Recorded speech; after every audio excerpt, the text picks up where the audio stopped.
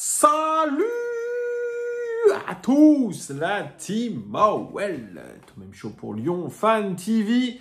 Très heureux les guns de vous retrouver pour une nouvelle vidéo. J'espère que vous allez bien, j'espère que vous passez une bonne semaine. L'OL va reprendre le chemin de l'entraînement, en tout cas les internationaux, puisqu'il va falloir préparer le match face au Havre. Ça sera dimanche à 15 h. On sera ensemble, évidemment, pour le suivre tous ensemble. Une petite dédicace à Joris et David que j'ai croisés ces derniers jours en ville. Toujours un grand plaisir de vous croiser, d'échanger, de parler football, de parler Olympique Lyonnais. Vraiment, n'hésitez pas, si vous me croisez, à venir me voir. Ça fait vraiment hyper plaisir et ça montre que cette chaîne est dynamique. Mettez-moi un pouce, un abonnement pour ceux qui ne sont pas abonnés. Merci en tout cas de votre grande fidélité à cette chaîne. Ça fait toujours extrêmement plaisir. Ça donne de la force, ça donne l'envie de continuer à vous parler de l'Olympique Lyonnais, de cette actualité, même pendant la trêve internationale.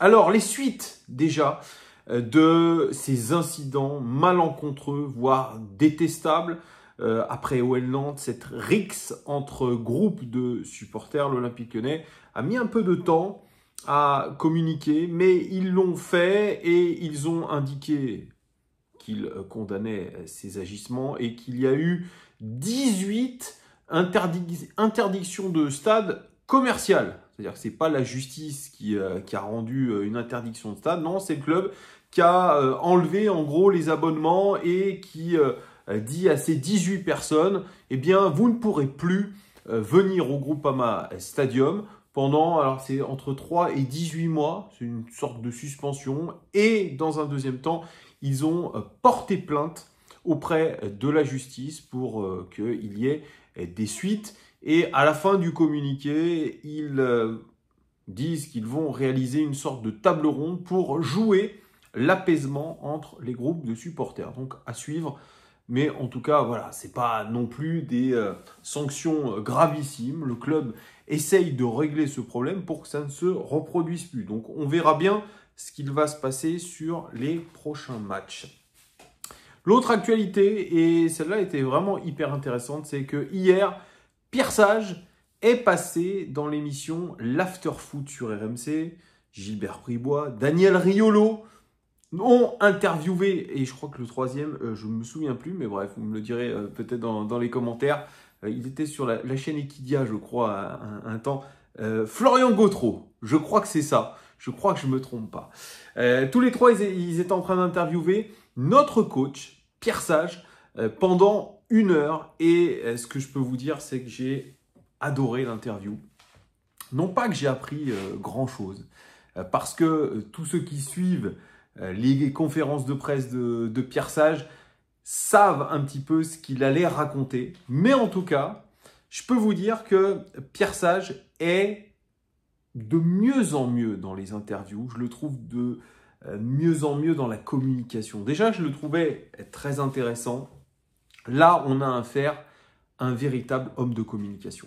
Parce que une interview comme ça, face à 3 journalistes, à 1 heure de grande écoute, c'est pas un exercice facile, c'est un exercice délicat et je trouve que Pierre Sage l'a rempli cet exercice avec brio. Il maîtrise des éléments de langage, il maîtrise sa communication de A à Z, toujours en étant calme, posé, avec un discours lucide, argumenté et franchement, le résultat, il est convaincant. C'est un entraîneur qui véhicule une très bonne image de notre club. Quand je parlais, moi, de certains joueurs qui avaient des devoirs par rapport au club, notamment dans leur image, eh bien, là, on a vraiment l'extrême inverse avec Pierre Sage. C'est quelqu'un vraiment qui est soucieux de l'image de l'institution, pas comme certains joueurs. Et j'ai adoré, franchement, la prestation de Pierre Sage. Vraiment, qui, pour un public qui ne connaît pas l'Olympique Lyonnais, qui écoute l'after-foot, se dit « Ah, on a affaire quand même à quelqu'un de sérieux, quelqu'un de compétent et quelqu'un qui véhicule de très bonnes valeurs. Et ça n'a pas de prix. Franchement, si on cherchait un VRP pour le club, eh bien, il est tout trouvé, c'est Pierre Sage. Vraiment, félicitations à lui. Alors, j'ai vu en plus qu'il avait le petit logo Adidas.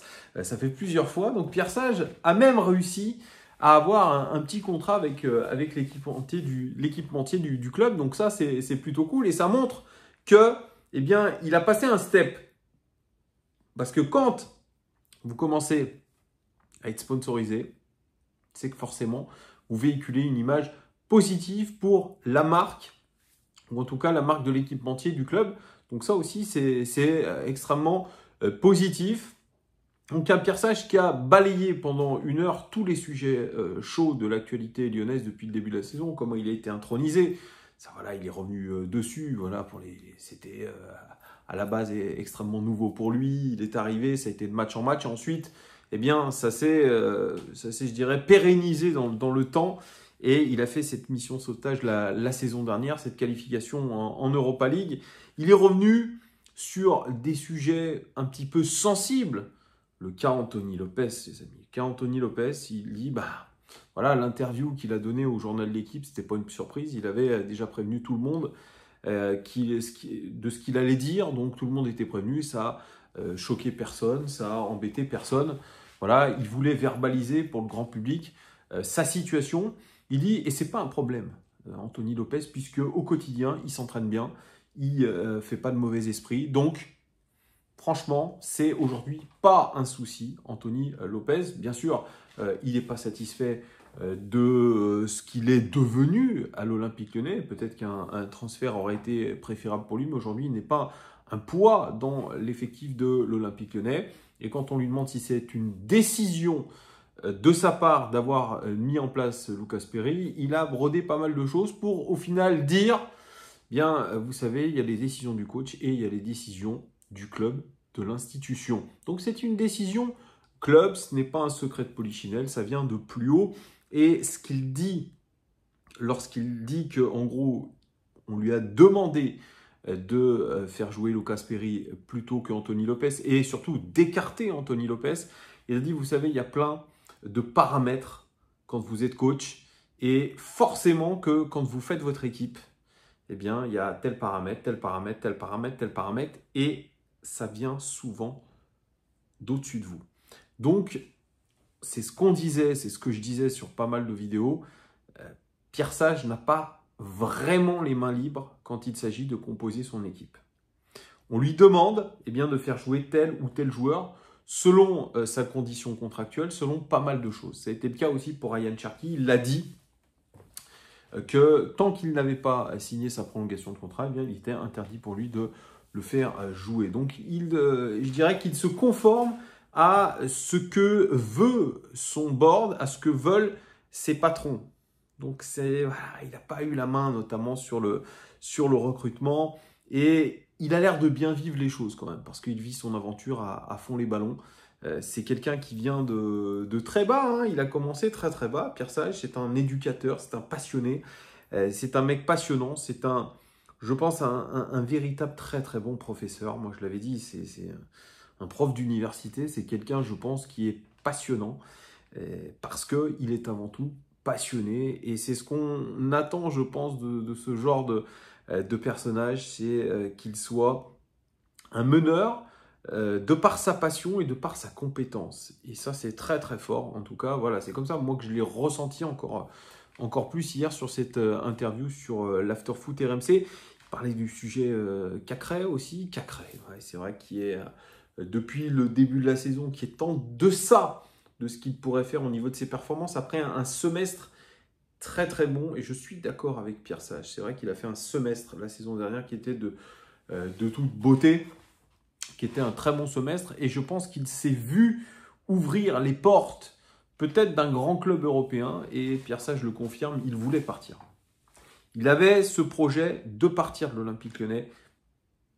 Malheureusement, ça n'a pas pu se faire, et il a traîné cette mélancolie, cette tristesse de ne pas avoir été transféré un petit peu comme un boulet. Et c'est pour ça que son début de saison n'est pas bon, Mais il dit il faut qu'il se reconcentre sur les objectifs club. Et c'est pour ça que bon, il a entrepris tout un programme, et on l'a vu un petit peu sur Instagram pendant ses trêves internationales, où il a un coach privé qui le fait travailler. Mais voilà, Maxence Cacré, la déception de ne pas être parti de l'Olympique Lyonnais. On ne peut pas lui reprocher ce manque d'ambition, parce que lui, au moins, a voulu partir. Il n'a pas eu forcément les touches qu'il voulait. Et c'est là peut-être où moi je suis un petit peu embêté. C'est parce que voilà, il attendait Manchester City, le Real Madrid, etc. Il a peut-être eu des clubs un peu en dessous. Il a refusé. Et il s'est retrouvé aujourd'hui coincé à l'Olympique Lyonnais. Mais il est coincé du moins jusqu'au mois de janvier. On verra aussi son évolution. Ryan Cherki aussi, ça a été un gros sujet. Ryan Cherki, c'est vrai, lui aussi a eu des propositions, ça ne s'est pas fait. Il est resté à l'Olympique Lyonnais avec une prolongation de contrat. Pour Pierre Sage, c'est mieux, mais on attend des performances sur la durée. C'est peut-être la saison pour lui, pour le faire, de s'inscrire dans la durée. C'est encore un garçon qui manque peut-être de maturité dans son jeu, peut-être lorsqu'il s'agit de défendre. Et il dit, il doit travailler quelque chose qu'on disait déjà il y a plusieurs saisons. C'est Ryan Cherki, quand il récupère le ballon arrêté, il n'est pas bon. Quand il récupère le ballon en mouvement dans l'espace, là, il est bon. Et c'est là que Pierre Sage qu'il progresse, c'est là-dessus.